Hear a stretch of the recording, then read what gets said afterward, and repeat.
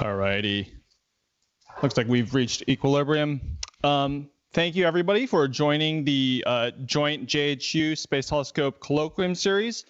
This afternoon, we're delighted to have Dr. Rohan Naidu, who is coming to us from MIT. He's currently a NASA Hubble Fellow and a Pappalardo Fellow, and will soon be starting a faculty appointment at University of Hawaii in the IFA. And you know, in his background, he spent some time in Cambridge. Prior to joining MIT, he was at Harvard, supervised by Charlie Conroy, and even before that was at Yale and US, you know, Asia's first liberal arts college. And I think he has even more lore going back before that, so you can, you know, ask him about his time there or before then over ESTAS at Beer, which is going to happen afterwards, after the colloquium. Let's see. So Rohan is, you know, a world expert in many fields, ranging from galactic archeology, spanning to exotic and you know, fascinating high-redshift phenomena, which I think is going to be the subject of today's colloquium. So please take it away. Thank you so much. Thanks for the introduction. It's a real honor to be here at the home of JWST, talking about, you know, some of the discoveries that so many of you in the room have really like enabled and helped make. So like none of this work would be possible without, you know, all the amazing work that goes on in this building. So, you know, take this talk as a big thank you to all of you. And the main thing I want to convey today is why so many of us who study the very early universe are so excited at the moment, more excited than I can ever remember in this field. And a lot of it is because of these objects that we're calling little red dots. So my main takeaway for you once you go home today, no matter what field you work in, be it exoplanets, transients, galactic archeology, stars, I want you to like think about the story, because I think it really touches like every corner of astrophysics in a way that very few objects and themes do. So hopefully at the end of the talk, that's my hope for you. Before I start off, I want to say that, you know, there's basically like, you know, about 2 or 3 little red dot papers being written every couple days. There's something like 700 little red dot papers have now been written over the last 2.5, 3 years. These folks here are my personal little red dot black hole star think tank. So, you know, so many of the ideas that I'll discuss today came out over like, you know, tens of thousands of messages over Slack with all these people at every odd hour of the day you can think of across every single time zone. And also across so many of the hundreds of papers that are being written, right? So like this really is something that as a community we are figuring it out together. So today I'll present my opinion on this whole matter, but I just want to like, you know, make sure everyone knows that this is very much super alive and we are constantly updating our story with every single day. Just wanted to like start off by laying the ground a bit. I want to take all of you with me on this journey, right? Including my beloved exoplanet friends and folks working in every field.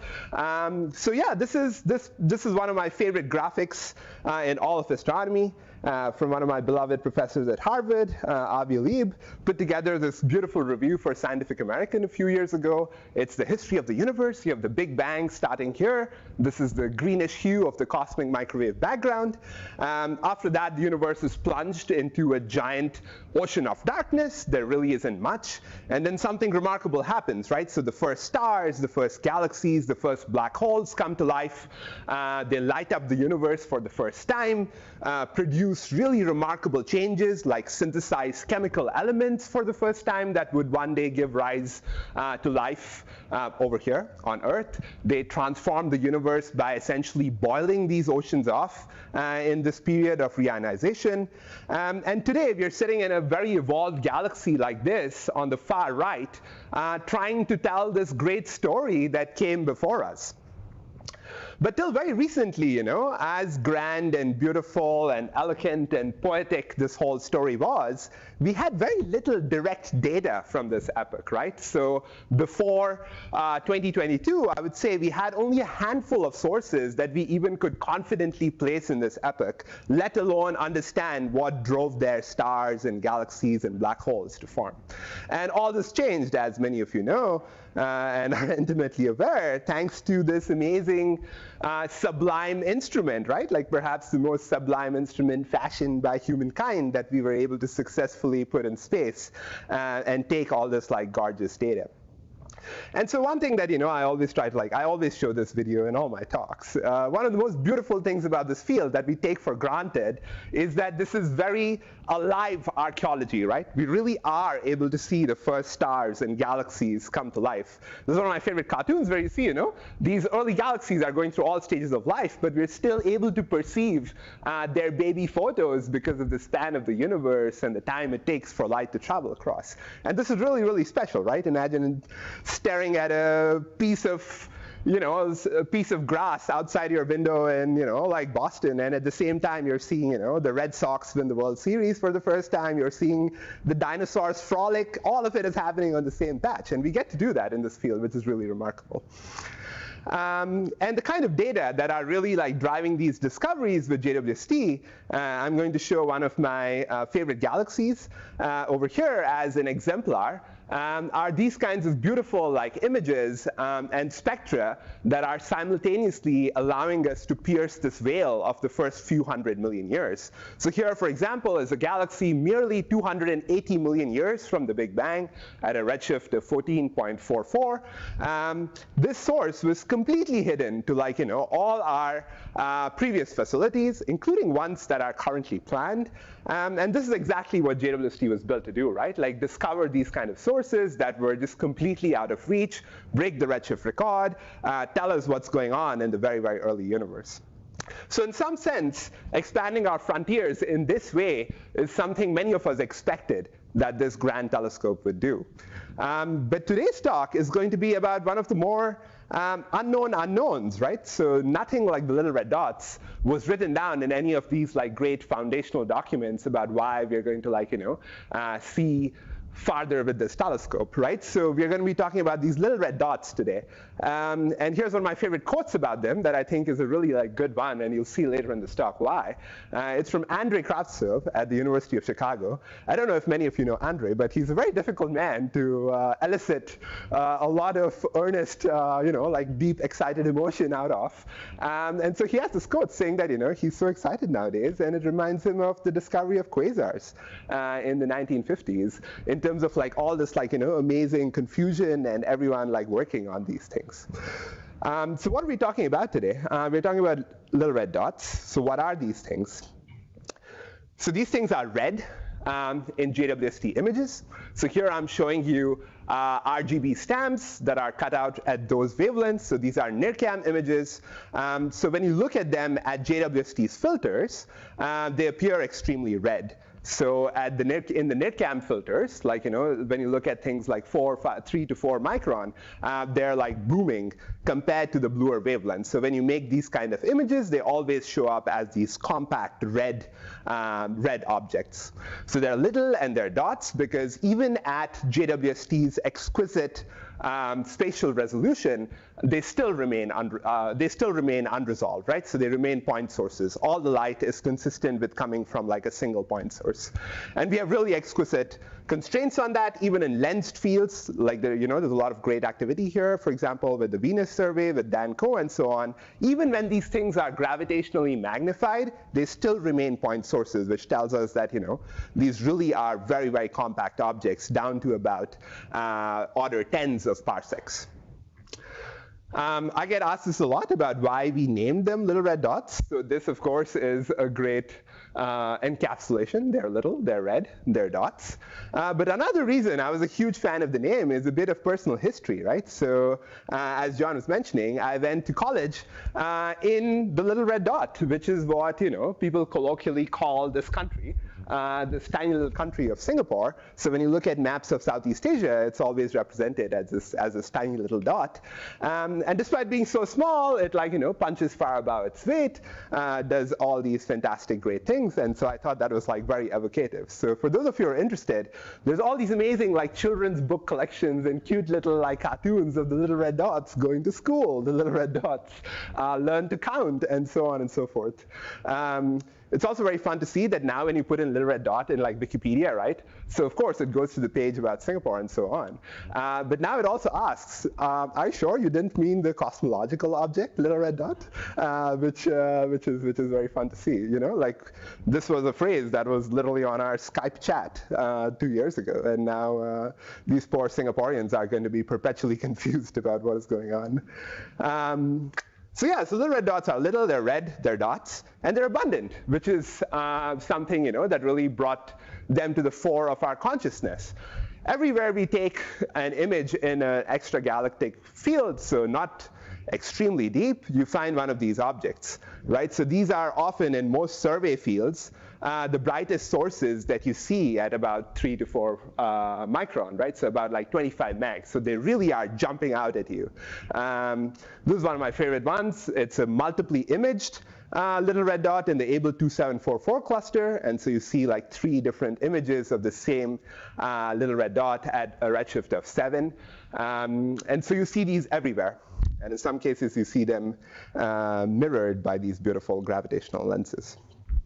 And so, our friends in science journalism love coming up with metaphors about infectious diseases often when they want to describe the abundance of the little red dots. So, sometimes it's measles, sometimes it's pimples, but the point is, it's evocative, they're everywhere.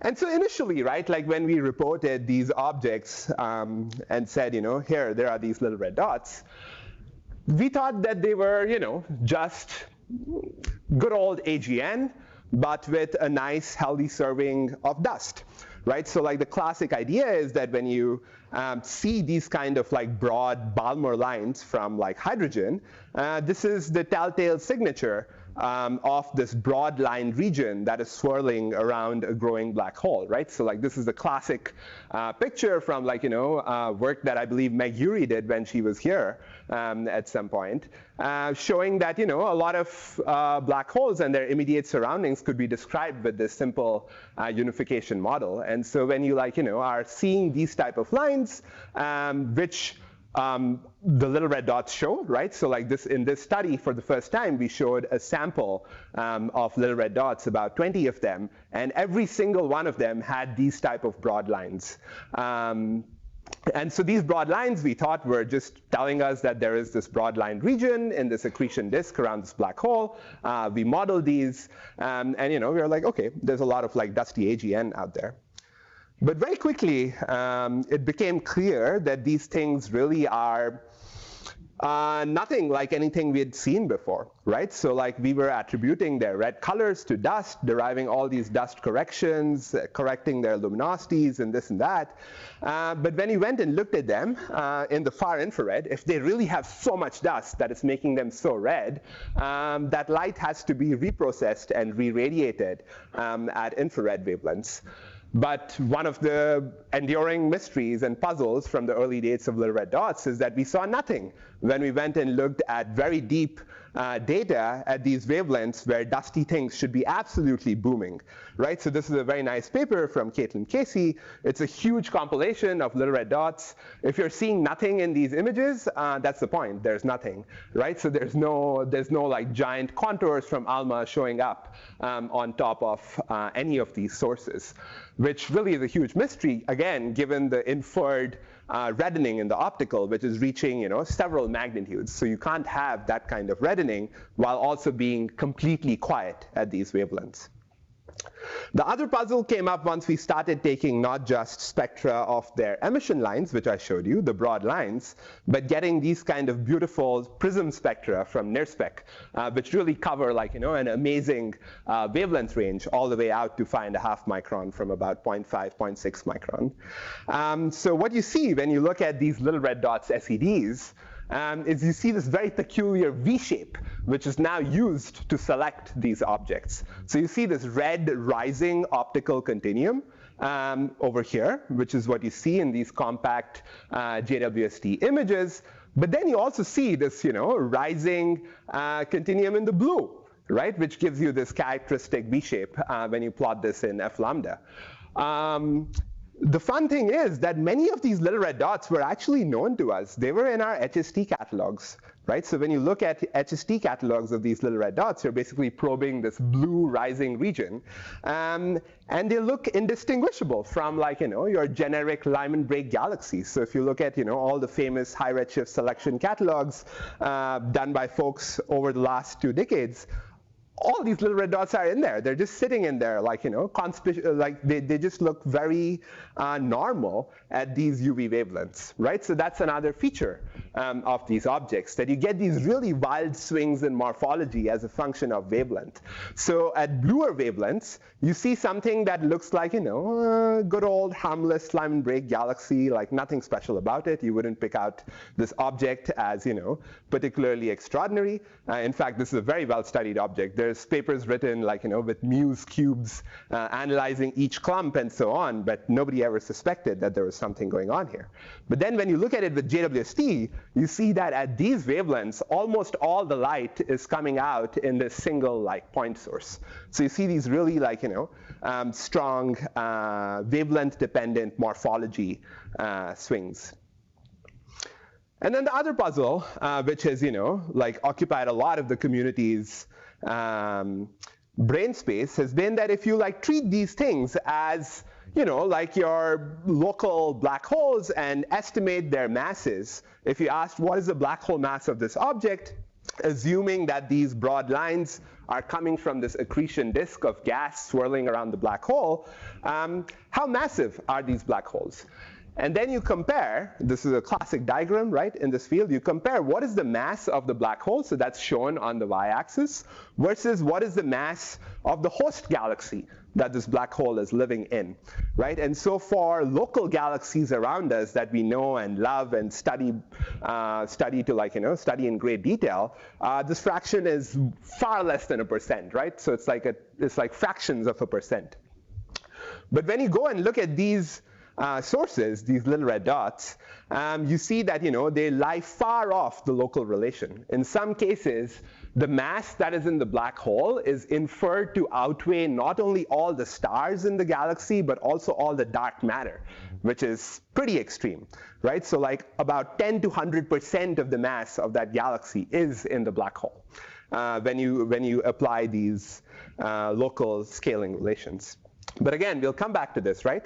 So we are confident about the stellar masses. So in this paper, for example, we inferred the stellar masses not only by fitting the objects, but also like using clustering, right? So like you can do this thing where you can go and ask a galaxy, what are your friends like? And I'll tell you who you are. Right? So if you keep company with lots and lots of neighboring galaxies, you're likely to be a much more massive galaxy, versus if you're relatively isolated, you're more consistent with being a low-mass satellite galaxy. So that way, this is a very robust inference that does not depend on you understanding where the light is coming from and so on. So we really know that this is a problem with the black hole masses, or this is a tension due to the black hole masses. But yeah, hold this thought in your mind. We'll come back to thinking about where these emission lines are actually coming from, if not from the broad line region, perhaps. And then the other puzzles are that, a lot of the classic signatures of black holes are just not seen in these little red dots. So for example, like variability is a classic signature of AGN, right? So AGN are variable on essentially every time scale that has been probed at almost every wavelength. But when you look at, in this case, I'm showing you almost 2 decades of monitoring of this local little red dot at redshift 0-ish, you basically see no variability, neither in the continuum and nor in the emission line fluxes. We have a program ongoing at the moment, in fact, where we are revisiting some of these original little red dots to even look at their line profiles, and we find them to be flat.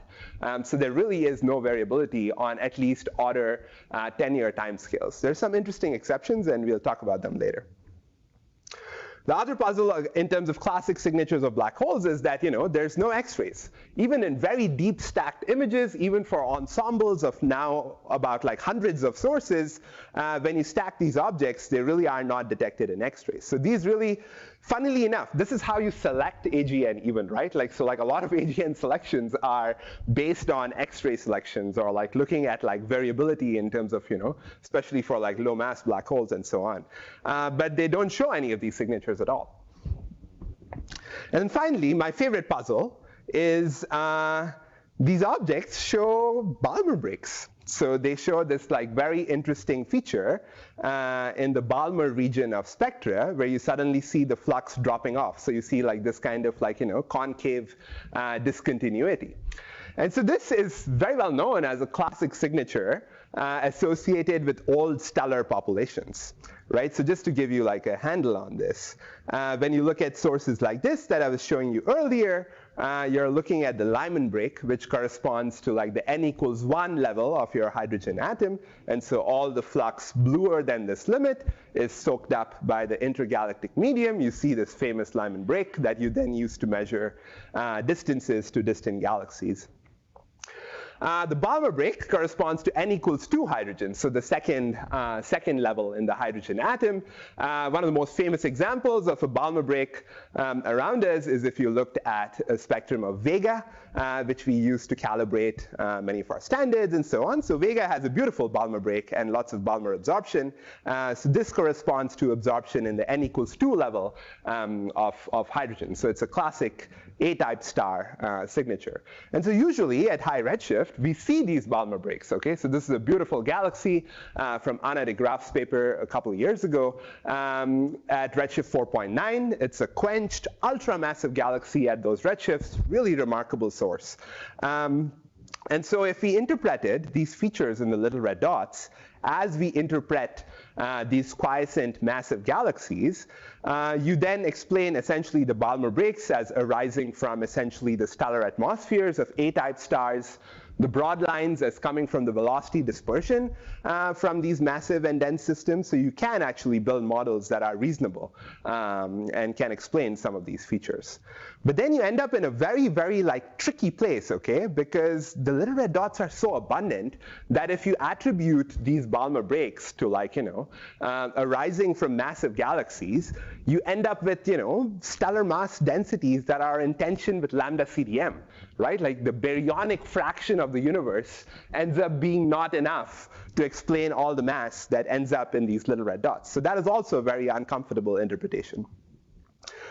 So to summarize the last 10 minutes, for the last 3 years, we've spent a lot of time trying to put together the puzzles and unravel them about these LRDs that are summarized in this beautiful figure from Hollis Aikens, right? So the TLDR here is these things are really like nothing we'd ever seen before, and they're everywhere. So we really need to figure out what's going on with them. So at least observationally speaking, I think we had like quite a nice turning point in the story sometime, last year, where we observed these two little red dots, right? I'll walk you through what you're seeing here. On the left is a source at redshift 7.76. So what you see here is you see very bright H beta emission. Then you see this very smooth turnover corresponding to like the Balmer break region. And then you really see nothing else, right? Like the source is gone. You can see it in the images. There's essentially nothing. And then there's this like point source with this Balmer break and bright emission. This is a source at redshift 3.55 on the right. We call it the cliff. We call it the cliff because, this kind of like looks like a cliff in terms of how the SED is falling off. Again, same story at the Balmer region, very bright H beta. You also see very bright H alpha, and the spectrum like turns over. Okay. So these two sources ended up being extremely like special to the story because when you like went and measured how deep and how strong these Balmer breaks actually were, they turned out to be the strongest Balmer breaks we'd ever observed in any object at any redshift, right? So this turned out to be extremely constraining to all kinds of models. So the idea here is I'm showing you, a bunch of spectra normalized at the Balmer break. So here is the source at 7.76 that we called MOM B8 star. MOM stands for Mirage or Miracle, which is the name of our survey that found this. And of course, my mother doesn't need to know that because she thinks it really is, named in her honor. MOM Z14, MOM B8 star, oh my God. Filial piety. So here I'm showing you this MOM B8 star source. Compared to like a generic LRD, the one I was showing you earlier, the triply lensed one, the V-shaped one, so that's shown in red. And then finally in orange, I'm showing you a very massive quiescent galaxy at a very similar redshift. And what you see here is that the Balmer break in this source is so extraordinarily strong that even if you cooked up like a contrived stellar population, you could never reach that level of a break, right? So the maximum you could get by assuming, say, like a Chabrier IMF is a Balmer break strength of about 3-ish in these units. But here you had a source that was touching almost 8 to 10. Right? So it really, in one shot, ruled out any explanations that relied on making various stellar populations, combining them with AGN models, and so on and so forth. There really was nothing that could explain this. So the key clue that helped us unravel these two sources is that you see extremely deep Balmer absorption in these objects. So when you go and look at their Balmer lines, so these are the hydrogen lines we were talking about earlier, the broad line that I was showing you. When you look at H gamma, it is completely in absorption. And when you look at H beta, it also has this very deep absorption trough. There might even be multiple absorbers at even lower velocities, but we don't know about them yet. But this is super significant. This is really remarkable, right? So to produce Balmer absorption, you need tons of gas that is sitting in these n=2 shells of hydrogen to soak up these photons at line center. We almost never see this, right? So you can look at the whole SDSS database. You can look at all the local AGN that we know. You can look at all local objects that we know, galaxies and so on. And you essentially never see this. There's maybe I think 3 examples reported in the literature with this kind of absorption pattern. And it's extremely clear in this source, but I'll note that this is seen in virtually every single little red dot. Once you have high resolution spectroscopy and integrate deep enough, you almost always see this little subtle notch. But in this case, it's extremely prominent. You see this very deep trough and so on. What is also very interesting is that the Balmer absorption increases down the series. So if you just had a random cloud of gas along your line of sight, then you typically get absorption proportional to oscillator strengths, right? So H alpha is absorbed more than H beta is absorbed more than H gamma and so on. But here you see the reverse, which is very interesting. So there's this very nice suggestion in the literature that okay, you're finding all these Balmer absorption signatures. And so the idea is that if there's gas that is dense enough to produce Balmer absorption, then an inescapable consequence of that for a wide variety of densities and temperatures and so on is that you also get this kind of Balmer break along with the Balmer absorption if you're filling so many atoms at the n=2 level. And so building on these ideas and and the data that we were seeing, what we said was, okay, this kind of model that we called a black hole star is able to reproduce many of these puzzling features that we were seeing in these SEDs. In particular, for this MOM B8 star source, this was the only way we were able to produce a Balmer break strength that was so unprecedented before. So the idea here is, we called it a black hole star because, it has all these star-like features. It basically looks like a single A star, but at redshift 8, while also being so extremely luminous that it probably is being powered by accretion energy, right, by a black hole. That's the only way we know to make luminosities in a point source reaching about 10 to 100 billion times the luminosity of the sun. right? So that's why we called it a black hole star. We were seeing these star-like features in this object that was ostensibly powered by a black hole.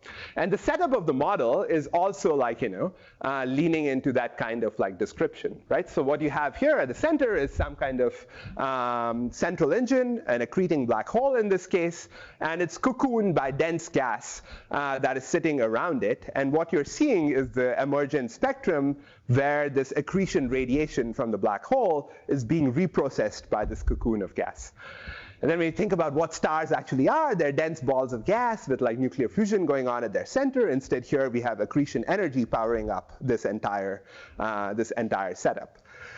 And so the way this model works, or like when you like, really like look at the layers through which the spectra are emerging, the reason why it works is that you have these n equals 2 levels of hydrogen that end up being filled as you go through the cloud. So what I'm showing you here is a tomography of the cloud. So what does the spectrum look like as you're going through this medium, right? So you're seeing your spectrum is being absorbed below the Balmer limit.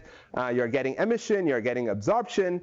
And here I'm showing you like the various levels of ionized hydrogen, neutral hydrogen, the species in the n equals 2 state. And what is really important for our problem here is that you really have this population that is able to like, absorb this gas, produce this Balmer break, produce this Balmer absorption.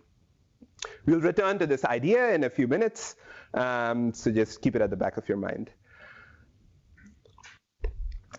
So yeah, so we were very excited about this whole thing because we were like, okay, this looks like a genuinely new class of object that we really did not have any reference for before, right? And so this is a nice encapsulation of this that, at some point my dad was reading the Financial Times and he was like, wow, this sounds like the kind of stuff that you're working on. And I was like, yeah, indeed. And very, very helpful for proposals and whatnot. You have this amazing journalist who wrote this all down way better than we ever had in any paper. And so what she's saying here is that, yeah, these things are stars, not at all in the usual sense, right? So they're not in like hydrostatic equilibrium. They're not being powered by nuclear fusion. They're not spheres like that at all, right? Like we're never saying that these are like perfect objects like that. They're probably more like this, that are a central engine, like a black hole, wrapped in dense hydrogen gas. And then as this black hole is accreting and emitting this radiation, the illuminated gas cloud shines kind of like a star in a way that like, reminds us of many spectral features of a star. And then on this wonderful article written by this great journalist is one of my favorite internet comments of all time that I wish, when we are doing all these deliberations in front of Congress about whether we should fund this or whether NASA should continue to be like funded and so on, we just gotta like print this out and send it to everyone, right?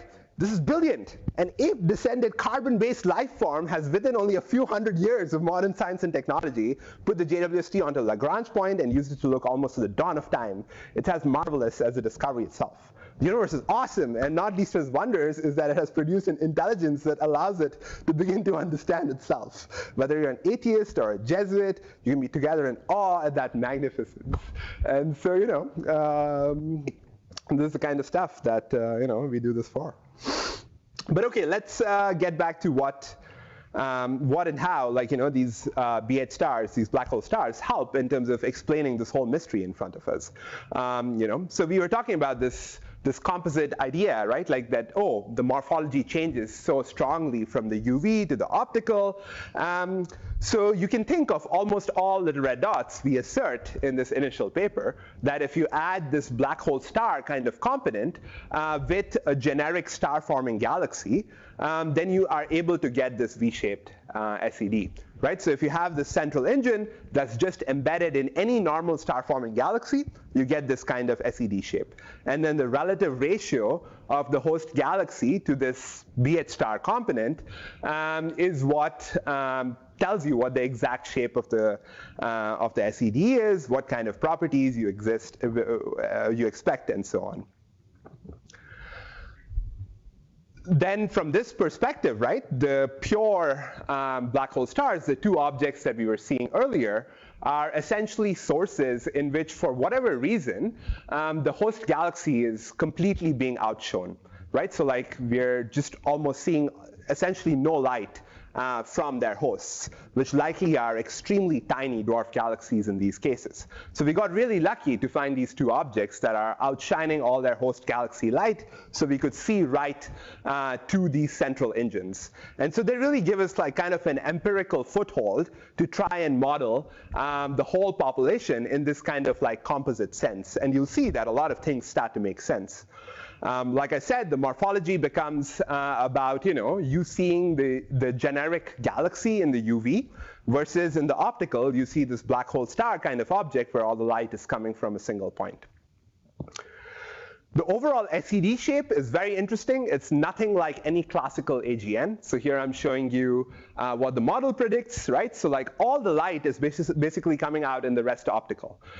So what you see is what you get, is what Jenny Green memorably called this whole business, right? So on the left, I'm showing you a model fit to this source where you're seeing all the light coming out in the optical, nothing in the X-rays, nothing in the far infrared.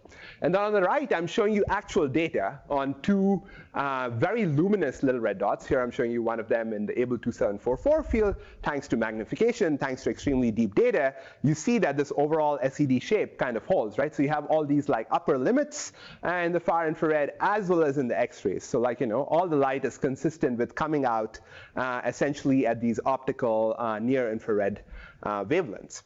So a consequence of this is that the integrated total energies of these sources are much, much lower than initially thought, which also perhaps, as we'll see in a bit, helps explain that maybe their mass scales are also lower, because generally like the energy scales are correlated with the mass scales. So this is empirical evidence, and also like motivated by this model, that the little red dots are essentially, in terms of their total output and their total bolometric luminosity relative to their optical, the difference is about 100 times lower than standard AGN if you assumed standard bolometric corrections. Okay, a lot of the stuff that I've told you till now, we were just asserting, right? So if you took this empirical black hole star spectrum and its properties, added it to a generic host galaxy, you get all these properties and so on. But you can go the other way around. Now, at this point, JWST has cataloged hundreds of little red dots, in particular with like, these beautiful near-spec prism spectra that go all the way from, 0.5-ish micron to 5.5 micron. So what we can go and ask is, okay, if I took a little red dot and I did something sensible and subtracted out the host galaxy, what is left over, right? Like, so what does the residual look like? Because that should represent whatever the central engine is in these sources. And then we can ask, do these central engines really look like these two extreme pure black hole stars?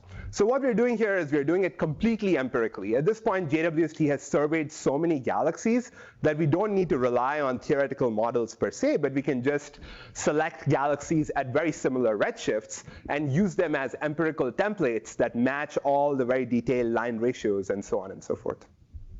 So when you do this exercise and you stack something like 100-ish little red dots after this treatment, this is what you get, right? So this is really remarkable. It is the SED representing the central engine of the median little red dot. So this is a median stack of 100 little red dots from which we have removed this host galaxy light. And you see what is left over has this extraordinary Balmer break, has all these like very peculiar features that you never see in generic host galaxies. I should have labeled some of them, but what you're seeing here is a bunch of iron lines. You're seeing a bunch of O1. Many of these lines are thought to be powered by Lyman pumping, so like Lyman beta pumping, Lyman alpha pumping, which really point to these like very extreme conditions in these dense cocoons and with this like very strong radiation field, because it's very difficult to sustain Lyman pumping otherwise. And so here I'm just showing you, an overlay against the cliff, right? So here is one individual little red dot. It's the Balmer cliff that I showed you earlier at redshift 3.5. And here we compare it to the stack of like 100 little red dots, right? So this is like the median central engine in them. And you see that they basically are like doppelgangers, except for like, a slight difference in the temperature, where the cliff is slightly hotter and peaks at like bluer wavelengths compared to the stack of all these sources. Indeed, more quantitatively, we can see that, when you look at the strength of the Balmer break, which is what we were using as this metric earlier, it is comparable to these two pure black hole stars, right? And like all the other little red dots, which are more like composites of like a host galaxy and this black hole star, have weaker Balmer breaks. And then again, even the stack lies far higher than what you can generate with like the most contrived stellar population model. So one mystery, again, that we shall return to is about these black hole masses that are overestimated, according to this model, by up to factors of 10 to 100 times, right? And I'll walk you through why we think that. So the first point is that this model and this way of thinking and all the data that I've shown you till now tell us that little red dots are red not because of dust. They're red because of gas, which is a very unintuitive idea that has taken a long time for us to digest, right? Typically, when we see red objects, we apply dust corrections, and we correct their intrinsic luminosities to be much higher. In this case, because the little red dots are so red, we were applying, dust corrections up to 3 to 5 magnitudes, and so then the intrinsic line luminosities that we were inferring were extremely high. So in this whole picture of being reddened by gas, right, like below the Balmer break, you're losing all the light. That's how you get this red spectrum. There are no dust corrections. There is no dust. And so this is also consistent with those far infrared detections we were talking about earlier. When you look at the equivalent widths of these lines, when you look at the Balmer decrement, it's still extremely high, right? But what it's telling you when you compare against your more the AGN that we know and love, is that the Balmer lines in these sources are likely powered by very different mechanisms. There really is no comparison for them in the sources that we use to calibrate all these virial black hole mass estimators.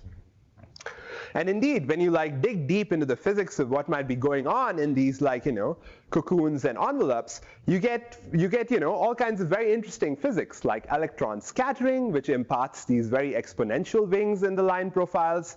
You get resonant Balmer scattering, where the Balmer lines end up with these being able to convert their photons from one hydrogen transition to another, which pumps up the flux of H alpha. It decays the flux of H beta, potentially produces these multi-peak type of profiles that we classically associate with Lyman alpha, but we're here seeing them in Balmer lines, which for someone who studied Lyman alpha for several years was really striking. I was like, are we sure we got the redshift right? Is the wavelength calibration correct?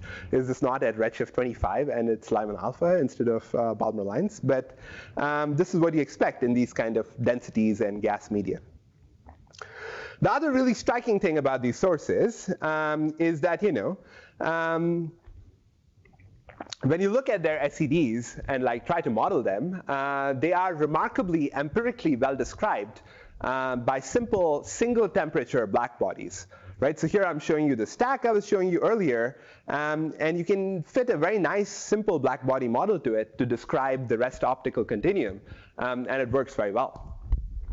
You can go even one step further, and you can go look at literally grids of single stellar models, right? So folks who work with stars, right? This is a stellar template from the Atlas 12 grid that I've fit to one of these black hole stars that is one of the nearest known ones that's now spectroscopically confirmed at a redshift of 1.7-ish. And you see that it's not a bad description for the shape of the continuum. And then you can read off the stellar parameters and infer what the properties are. So in terms of their overall continuum SED shapes, right? These sources are very star-like and remind us of literally single star-like objects, but sitting at these cosmological distances. Building on that idea further, right? We can take a lot of inspiration from stellar phenomena. So for example, here I'm showing you this series of spectra in all the Balmer transitions taken for an object that is very near to us, a close-by object. So I'm showing you H alpha, beta, gamma, delta, and it follows the exact same absorption pattern that we see in the little red dots, right? So H alpha is not as absorbed as H beta, is not as absorbed as H gamma, is not as absorbed as H delta, right? So the H delta absorption is the deepest. So if we then went ahead and asked what is the black hole mass in this source, right? So like the way that we had been estimating black hole masses, what you would do is you would fit the full width half maximum. You would find a few thousands of kilometers per second. You would stick it in your local virial calibrator, and you would get out a mass of a few millions of solar masses. But like I just told you, when your lines are being shaped by electron scattering or resonant Balmer scattering, that's not a great idea, perhaps, right? And indeed, in the case of this object, the true answer of the black hole mass at the center of the source is not a few million solar masses, but a few solar masses, right? So here I'm showing you the spectrum of a type 2N supernova that was published in 2012, right? Its spectrum looks remarkably like that of the little red dots. And the reason is that the line profile here is produced by the same scattering effects that we think we're seeing in the little red dots. In particular, electron scattering shapes these wings, and you're seeing this kind of Balmer absorption in a dense gas cocoon, right? So like type 2N supernovae are thought to be cocoon supernovae, where there's like, a circumstellar medium of gas that the shock front is crashing into, and this cocoon of gas is reprocessing the radiation from the central engine. So hopefully that sounds very familiar. Indeed, when you look at like a bunch of these stellar phenomena that involve some kind of central engine with a cocoon of gas around them, you end up with remarkably similar spectral features, right? So like this kind of like narrow Balmer absorption at the center, these very exponential wings. So you see them in now my favorite type of supernovae, which are type 2N supernovae. The N is for the lines being narrow because they crash into the circumstellar medium. You see these kind of lines in BE stars. So these are stars that have puffed up accretion disks around them, and that produces like, this type of absorption. You see a lot of this physics in luminous blue variables. Again, this is Eta Carinae, and this is an HST-based image of Eta Carinae. And so you see very similar Balmer line profiles across all these objects, right? So oftentimes, folks criticize, like these set of models being like, oh my God, there's so much exotic physics in them, like you're appealing to electron scattering, resonant Balmer scattering, what are all these things even? And it turns out our colleagues in these fields have been, casually studying the stuff for several decades now, and it's just, a matter of fact. In fact, check this out. This is a schematic of a type 2N supernova from more than 22 years ago.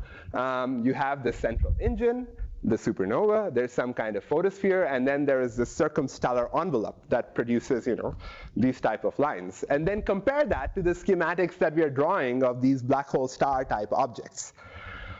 There really is no difference to first order, right? Like the scales and energetics might be different, but like, the idea behind this envelope around the central engine that is thoroughly reprocessing the radiation is very much the same. In fact, here's a fun story related to that. In fact, little red dots were discovered in 2007, okay?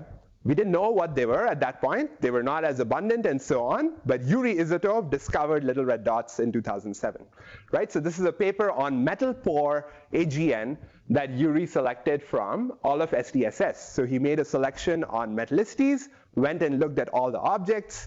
Those of you who know Yuri Izotov know that he's probably seen more spectra of metal pore objects than any human being alive or who has ever lived.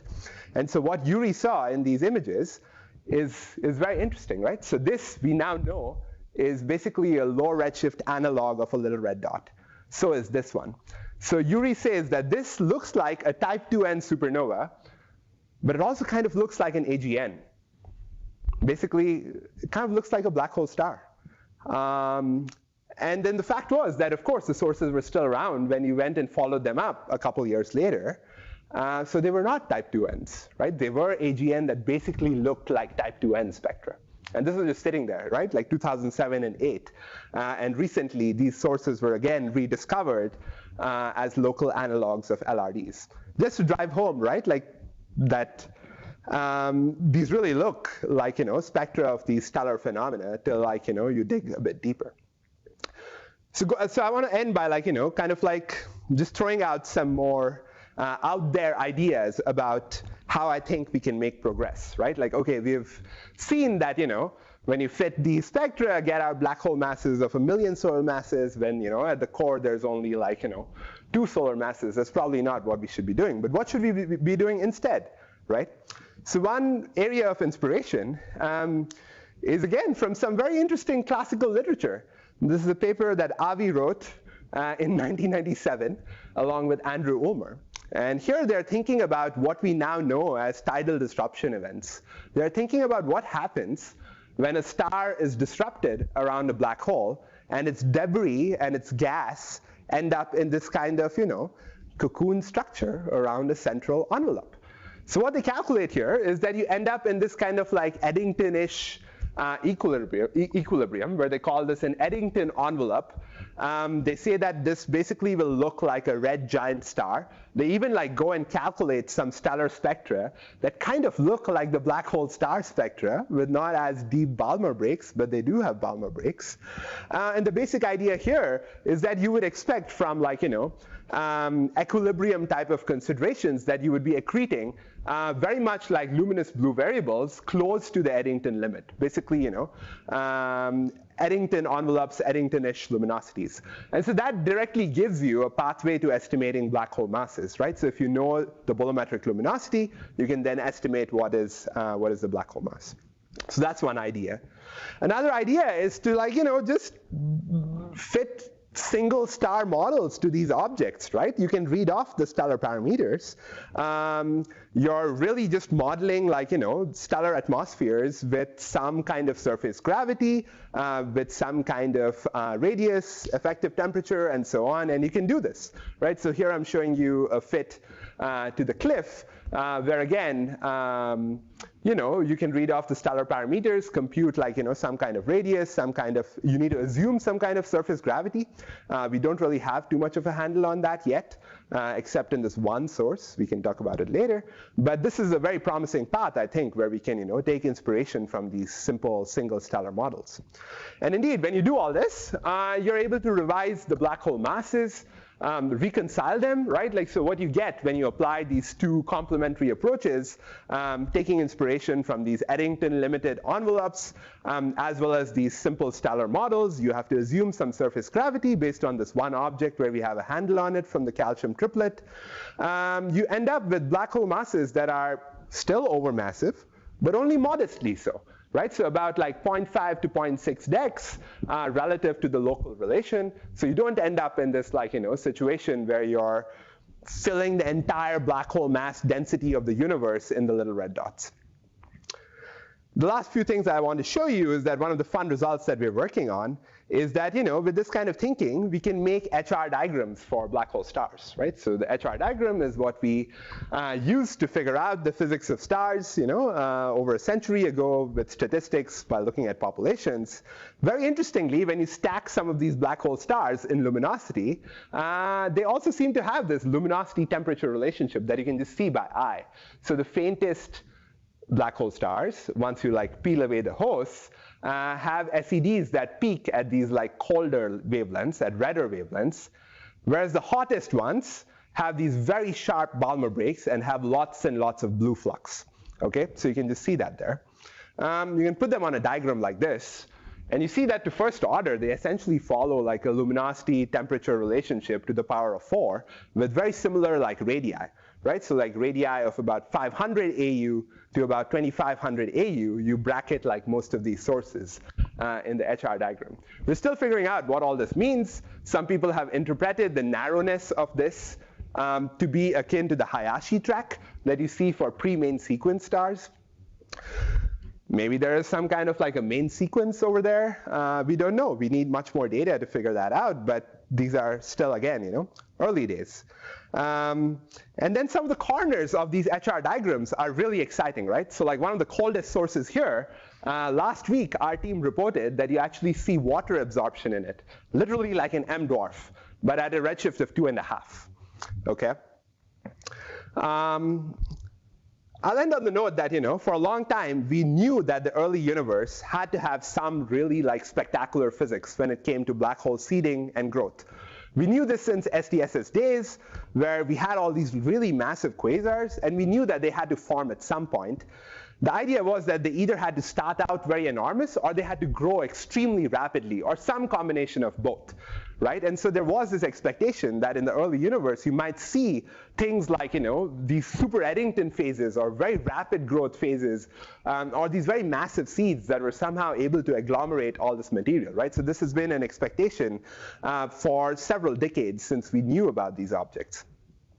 And now finally, thanks to the work of so many of the folks in this room and in this building, we are pushing the cosmic frontier all the way almost to the brink of the Big Bang, only a century after when we were wondering whether other galaxies exist and we were compiling our HR diagrams for stars for the first time, right? So that's kind of the note I want to end on. So thank you so much for your attention, and look forward to questions.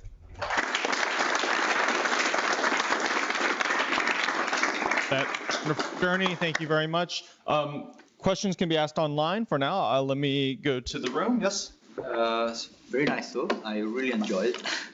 I was thinking while you were talking about this HR diagram. If one wants to take this similarity to stars to the extreme, right? And think about this LRDs as black hole star. I wonder what happens at the cocoon of gas later in time. Should we expect to, as it happens for stars, that then die as a supernova, like falling? Because the question I ask myself is that if one look carefully to the NIRCam data, this is where you dig into to find these LRDs, and you get access to the vast amount of spectra that we do have right now.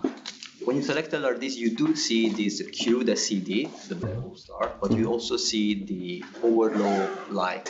The what, sorry? Power law-like. Power law-like, yep. So then one needs to go from, I wonder if one needs to go from the cubed SED, so the cliff-like LRD, to the Virgil-like LRD, or the other way around. So I wonder if one can actually start thinking about also like to make a step forward and go toward a sort of evolution in what you were saying at the very end. Like. Yeah, no, thank you. There's a lot of great questions in there, right? So one, I want to be very clear that these are not literally stars, right? Like you can take a lot of inspiration from these various stellar phenomena, but I'm never trying to suggest that these are literally stars that are evolving on the main sequence and stuff. There are some theories out there that want to treat them literally like stars, and that's great and that's well and good. But none of the stuff that I've told you here, relies on any of them and is trying to model them. But the mechanism. Sure, yeah, indeed. So we can take a lot of inspiration from these stellar phenomena, but I want to be careful because people have written entire papers now being like, this is why black hole star doesn't work because, it's not a perfect sphere. And I'm like, guys, we never said that. Look at Eta Caronae. So yeah, no, indeed, what comes after is a really great question. We have this amazing object. I don't have it up here with me. We are calling it the X-ray dot that we posted to arXiv a couple of weeks ago from the Ruby survey and the Ruby's team, where you see something that has basically this single star-like SED shape, but it doesn't die at the Balmer break. It continues.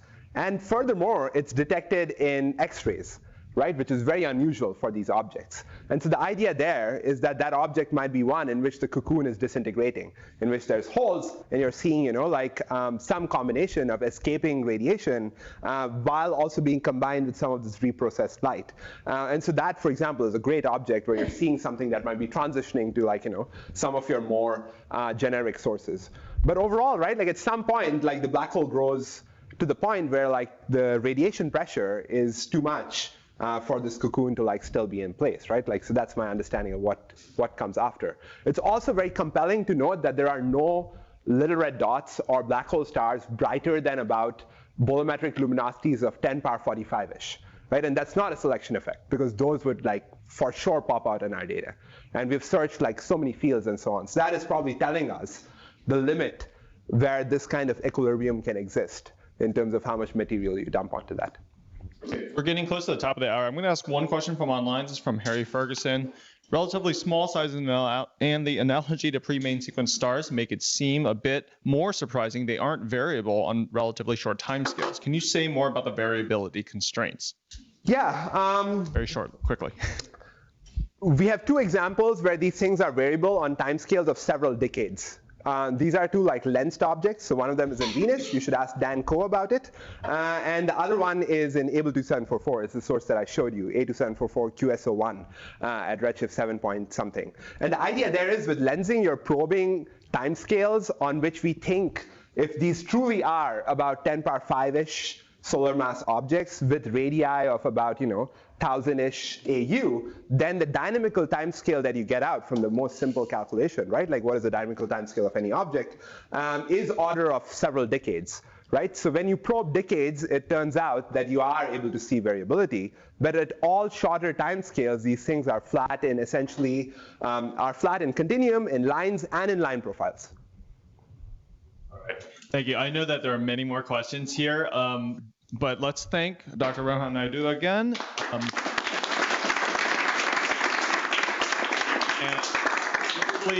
we have some free time now, so feel free to ask any remaining questions. I'm not sure when beer will arrive, but STAS is also a thing.